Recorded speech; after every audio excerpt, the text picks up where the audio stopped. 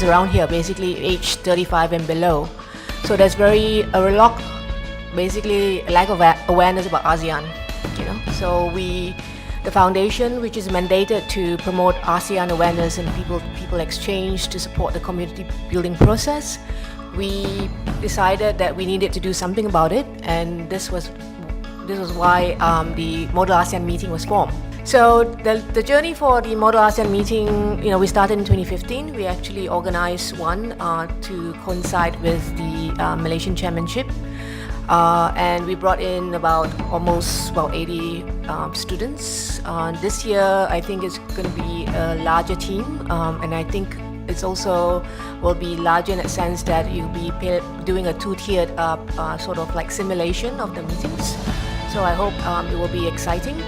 We have also identified the theme of resilience and innovative ASEAN, and I think for the ASEAN to move forward in the next 50 years, definitely needs to be resilient. It definitely needs to also be innovative because we need to actually ensure that what ASEAN is doing is actually benefiting people like you and I in terms of how we actually want to take shape of the community building process. If you are also sort of like observing in terms of the diplomacy that's happening around, I think countries, and most of ASEAN member states are small countries, we need to basically be working together.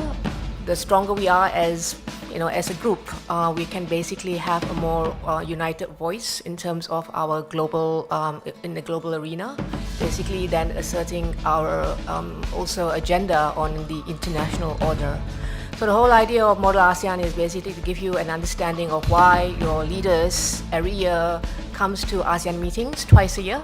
They shake hands, and you see that famous ASEAN handshake, and why they actually do that. And so we hope that this will give you a glimpse of why the objectives of ASEAN, why it's important. And I think for the next 50 years, we still need to continue to have solidarity. Despite the challenges that we face, we need definitely to work together. We need to understand one another, and hopefully we will have another 50 years for ASEAN to celebrate. So thank you very much.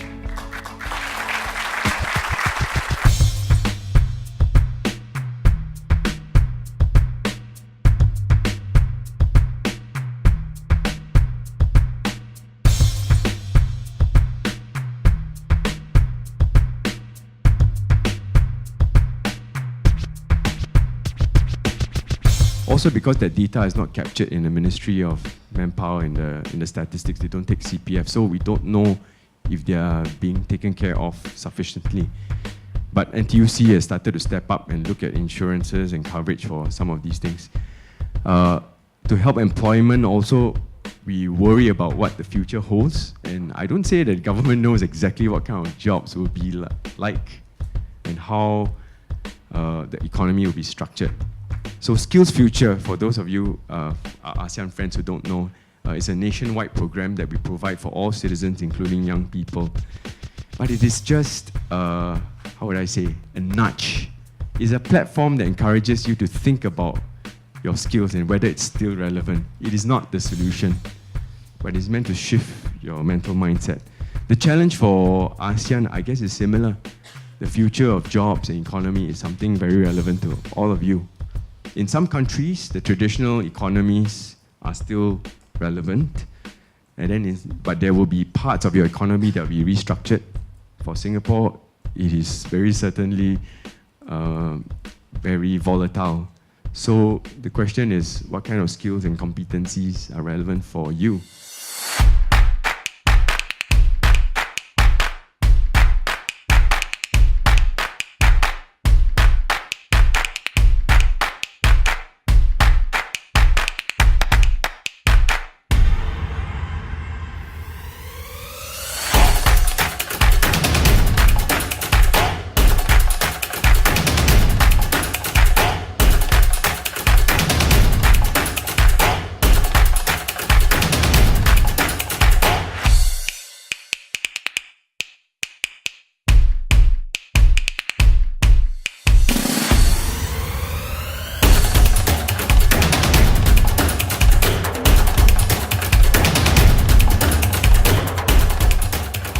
discussions, compromise decisions, compromise solutions come up. So in a way, you can see whatever is presented to the public after all your closed-door discussions is a result of negotiated compromise agreements that all the 10 member states have had to defend each and every one of their national interests at the regional discussion table. Those of you who are studying international relations will be aware with what is called the two-level game. You have the national level, interest group, stakeholder consultations, and you have to reach some kind of negotiated compromise consensus agreement among all the different stakeholders at the national level to reach your national position, which then you will defend at the regional level. And your counterparts from the other countries also have similar national interest positions that they have to defend and go back and justify to their domestic constituents. So in this two-level game, when you're defending your national interests, of course, you're negotiating from that perspective, that point of view. But then you also get to hear and listen and see other people's national interests and perspectives. And that's where you start trying to find ways for solutions and agreements that all 10 of you can live with. And that's why most of the time, ASEAN processes are always highlighted as a work in progress. So we have found these challenges as opportunities. As a law firm, we got together, we structure ourselves in a way that it is important to maintain the ASEAN individuality. So I'm now the regional managing partner of the whole group. So I make sure that my partners, the managing partners of different countries, have the discretion and autonomy to decide who they hire for their lawyers as senior associates. What I manage as a network in the group is overall financials, of course, budgets, top 30 clients, how we go to client strategies, and certain standards, because I want to make sure that when you have talked to a lawyer in Yangon or in Ho Chi Minh or in Singapore, it's the same. Like, you know, a Starbucks Frappuccino tastes the same in every country. So we want to make sure that our Zico brand.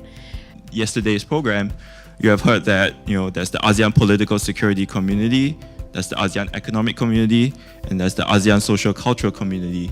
And so the work of AMRI actually, in coming up with the communication master plan, is to make sure that the necessary messages and the overarching themes are implemented across the different pillars and communicated to the respective countries. So you can think of it as a horizontal piece of work, right, that cuts across the different pillars and communities. And also, at a SOMRI level, we have 3 different working groups. We have a group looking at digital broadcasting, which I also cover in the ministry. We have a working group on content and production, and we have a working group on information, media, and training. So if you think about it, the work of SOMRI is to make sure that within each of the working groups, you have themes that necessarily reflect the national interests as well as the regional interests of the member states, as well as what you want to pursue at the regional level. So it is no coincidence that, you know, I mentioned digital broadcasting, content and production, information, media, and training, because these are the themes that are identified by the ASEAN states as worthwhile themes to pursue under the SOMRI framework, so that we can deliver it as deliverables for AMRI, and eventually, of course, to be endorsed at the Leaders Summit.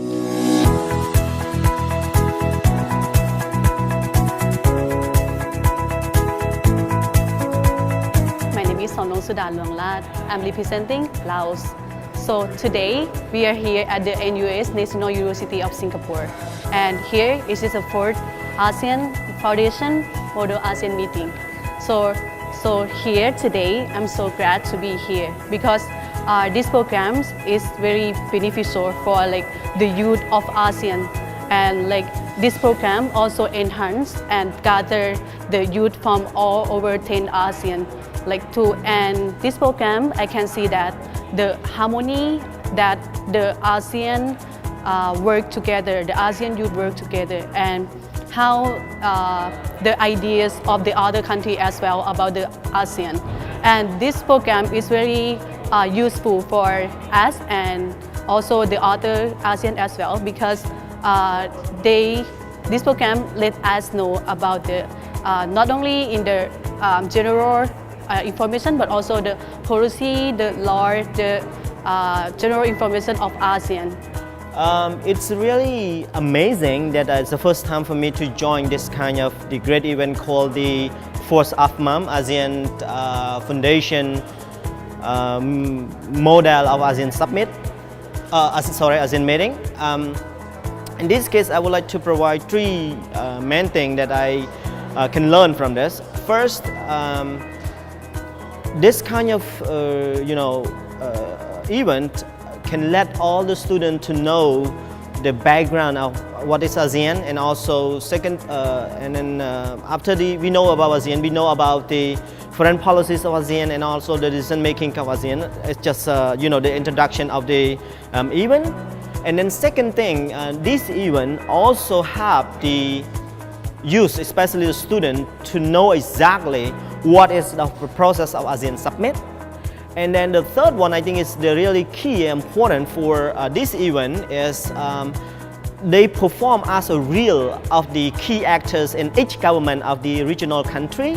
And then in this case, what is important in terms of negotiation, each of them use their own skill to understand each other's intention and interest, and also they use their own skill to lobby their, the other stakeholder in the meeting to accept the proposal of their, to serve their national interests.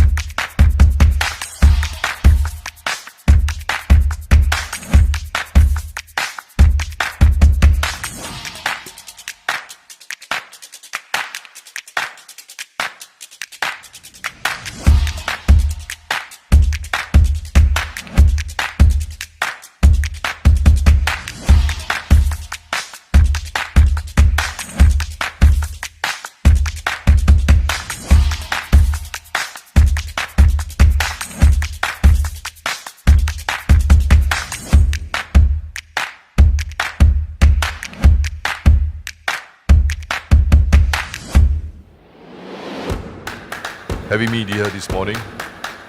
It's nice to see so many young faces of ASEAN coming together to talk about ASEAN. I was Secretary General of ASEAN from 2003 to end of 2007. I left the job in 2008, January. So it has been more than 10 years since I was at the ASEAN Secretariat. But it always excites me to talk to people about ASEAN countries, ASEAN people, ASEAN development, and whatever is there in ASEAN.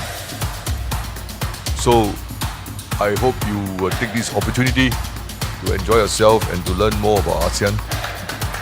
As usual, we have all these useful documents part to you, I guess, in your bag since you arrived. And it talks about the ASEAN community. And normally, there are 4 sections of this concept called ASEAN community. The big thing called ASEAN community, then the 3 pillars. One is on political security, one is on economic integration, and one is on social cultural. So these are the 3 big pillars of ASEAN community building.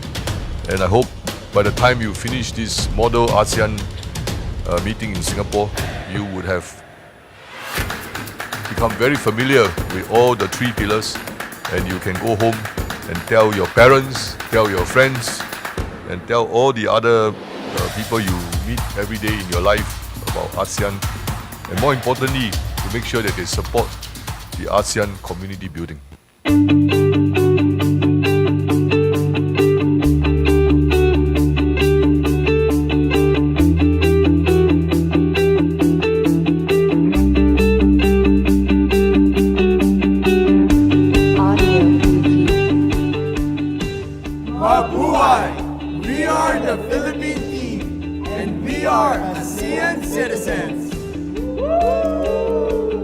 Sabadi. We are Lao team. We are ASEAN citizens. We are the Cambodian team. We are proud to be ASEAN citizens. We are Team Indonesia. We are proud to be ASEAN citizens. We are from Brunei Darussalam and we are proud to be ASEAN citizens. We are the Cambodian team. We are proud to be ASEAN citizens. We are Team Myanmar and we are proud to be ASEAN citizens. Apa kabar? We are Malaysian team. We are proud to be ASEAN citizens. We are the Singapore team and we are proud to be ASEAN citizens. Sabadi. We are Santi team from Lao PDR.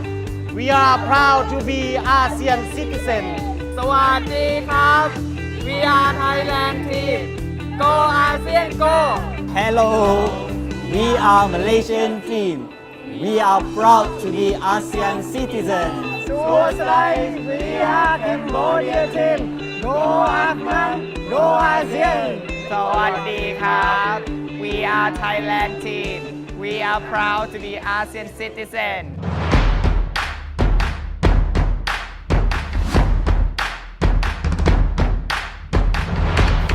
The delegate from Laos. Meaning that this working group would not be Afterwards recommending formations. remain committed to. Because the problem is that votes for independent delegates.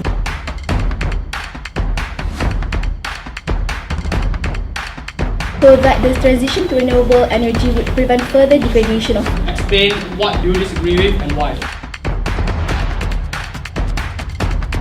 So far, AFMAM has been a great platform for me to develop myself and enhance my knowledge about ASEAN. We think we know what ASEAN has been doing, and we judge and assume what the leaders of ASEAN member states have been doing during the summits in ASEAN. But since I joined AFMAM, I know that ASEAN has done something important for ASEAN member states, especially from where I'm from, which is from Indonesia. And I believe that the leaders of ASEAN member states have contributed a great and significant contribution for the betterment of ASEAN.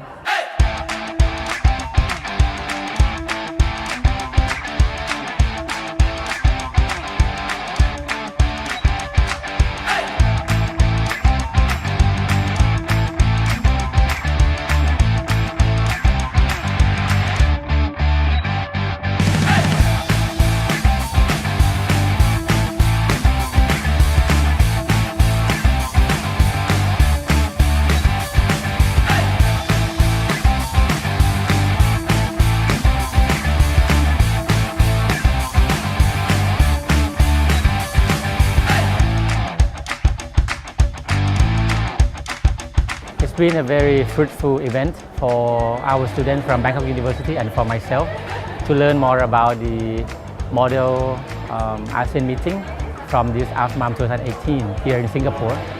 Our students come from different faculties, so they have diverse background, and now they have learned more about how ASEAN meeting is organized and how the policies are made at different levels. When they go back, they will spread the news about how this is done, and also they're going to be the change agents to make sure that the ASEAN is a peaceful and also a productive region. I strongly believe that actually the best way of learning about ASEAN is actually experiencing it. And in AFMAM, actually, the students really get the chance to and the opportunity to learn about ASEAN, how the way we make decisions and how the way we cooperate each other. And I'm really impressed about how AFMAM actually provide a very good platform for the students to interact with the whole member of the ASEAN states, with all of their friends who are going to be the future leaders of ASEAN. So I will say that this program should be maintained and should be improved year to year. And I would like to thank all of the organizers and all of the donors for giving us a very impressive and a very valuable experience, and we hope to see you again in the next AFMAM.